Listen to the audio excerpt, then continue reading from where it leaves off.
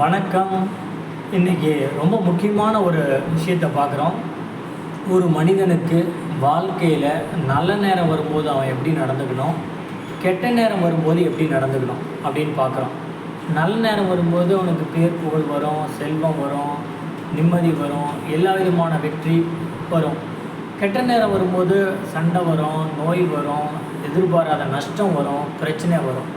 அப்போ இந்த 2 காலகட்டமும் எல்லார் வாழ்க்கையிலையும் எல்லா மனுஷனுக்கும் வரும். அப்போ நம்ம இதை கற்றுக்கிட்டோம்னா ஈஸியாக அந்த இக்கட்டை நம்ம கடக்க முடியும். இப்போ நல்ல நேரம் வரும்பொழுது தெரிஞ்சுக்கிறத விட ஃபஸ்ட்டு கெட்ட நேரம் வரும்போது என்ன பண்ணுங்கிறத நம்ம பார்ப்போம். அதுக்கு 3 ஸ்டெப். பாயிண்ட் நம்பர் 1, கெட்ட நேரம் வரும்பொழுது ஒரு மனுஷன் அமைதியாக பொறுமையாக இருக்கணும். எது எடுத்தாலும் வாயை திறந்தால் பிரச்சனையாக இருக்கும்.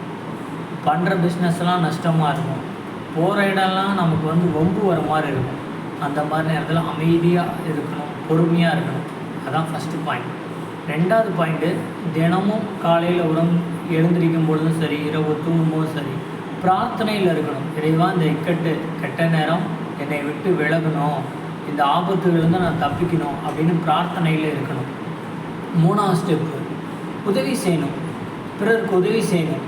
நம்மளால் என்ன முடியுமோ, அறிவு இருந்தால் அறிவால் உதவி, பணம் இருந்தால் பணத்தால் உதவி, இப்படி உதவி செய்யணும். 3வது ஸ்டெப்பு, நம்மகிட்ட என்ன இருக்கோ அதை கொடுத்து உதவி செய்யணும். சரிங்களா? பாயிண்ட் நம்பர் 1 பொறுமை, அமைதியாக இருக்கணும். பாயிண்ட் நம்பர் 2 பிரார்த்தனையில் இருக்கணும். பாயிண்ட் நம்பர் 3 உதவி செய்யணும். இந்த 3 நம்ம கடைபிடிச்சோம்னா கெட்ட நேரத்தை எளிதாக கடந்துட முடியும். இதை நீங்கள் கடைபிடிங்க.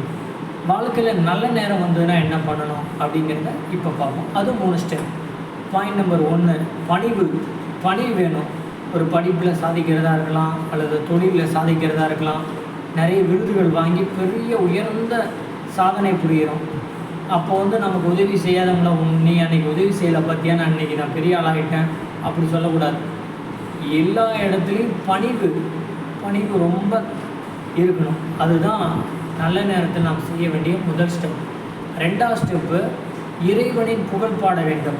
என் முயற்சினால் மட்டும் இல்லை, இறைவன் அருளால் தான் இது நடந்துச்சு, எல்லா புகழும் இறைவனுக்குன்னு அந்த மியூசிக் டைரக்டர் சொன்ன மாதிரி நாமும் கூட இறைவன் அருளால் நடந்துச்சு அப்படின்னு சொல்கிறோம். 3வது ஸ்டெப்பு, நன்றி உணர்வில் இருக்கணும். நம்ம வெற்றி அடைஞ்சோம்னா தனியால் வெற்றி அடைய முடியாது. கோடீஸ்வரன் ஆகிட்டானா தனியாளால் முடியாது. எத்தனையோ பேர் அந்த வெற்றிக்கு காரணமாக இருப்பாங்க. அவங்கள நேரில் பார்த்து நன்றி சொல்கிறது, அவங்களுக்கு சின்ன சின்ன உதவிகள் செய்கிறது, இப்படி நன்றி உணர்வில் இருக்கணும். இப்படி இருந்தோம்னா வாழ்க்கை எப்போவுமே ஆனந்தமாக இருக்கும். நன்றி, வணக்கம்.